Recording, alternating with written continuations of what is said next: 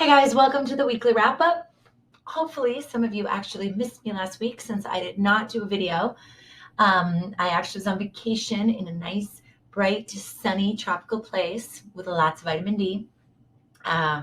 First time I think I've had a week off in a year, so it felt very nice and very good to get away. But I'm back with the weekly wrap up talking about rates and kind of what's moving the market right now. So last week was not a great interest rate week. The week before was not a great interest rate week. So we've seen some of the higher rates that we've seen throughout this whole process for the most recent, 5 years at this point. It is what it is. I definitely don't think clients should be panicking because I've been in this business a really long time. I did lots of loans where interest rates were 5 and 6%. And we knew it was coming. I think nobody expected it would go quite to this level, including myself, but here we are. So what moved this? So mid-March, Fed met, moved interest rates up, the federal funds rate, great. We get a reprieve for about a day or two, and then all of a sudden the Fed comes out again in minutes and additional speaking and says, we're gravely concerned about inflation. We really are going to have to ratchet up these interest rates and or ratchet up the federal funds rate. And unfortunately, that just took any benefit away from us and up went interest rates quite quickly. So at this point,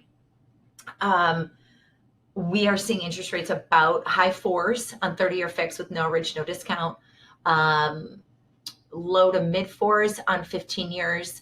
FHAs, VAs, those are about mid 4s at this point with no ridge, no discount. And then jumbos are high 3s, low 4s, no ridge, no discount. So definitely seeing rates on the upper end of the spectrum. But again, people get concerned, is this going to cause home prices to go down? And in general, when you've looked back at all of the data in an increasing rate environment, home prices do not come down. So as much as people don't love it, it is what it is. And people buy because they need a roof over their head and their budget says they're ready. And this, again, is that time.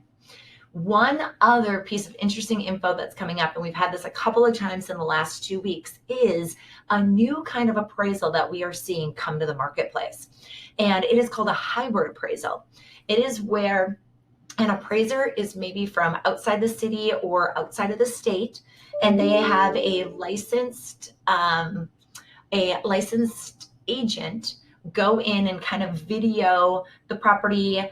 The video supposedly has an app and takes measurements so that they can send it then back to the appraiser for them to analyze anywhere that they are in the country. One, this is not any cheaper as an appraisal cost. And two, of the ones that I've heard of, both of them have come in substantially lower. And I think it's one of the challenges where when you have some of the out-of-state lenders or some of the internet banks, they're definitely using this kind of appraisal process. And it's causing problems because the appraisers are not local, they don't know the area, and they're literally just looking at raw data, checking boxes saying, this is within this grid, this is within this grid, and that's it. So be really, really, really careful when you guys are dealing with lenders that are either out of state or some of the internet lenders, that this is an option that they are starting to take, and it is causing lots of challenges, or at least so far what I've seen for your appraisal values. If you guys have additional questions or want more information about this hybrid appraisal that we've heard about, or any other information about the market, please do not hesitate to reach out. That is what we are here for. Talk to you.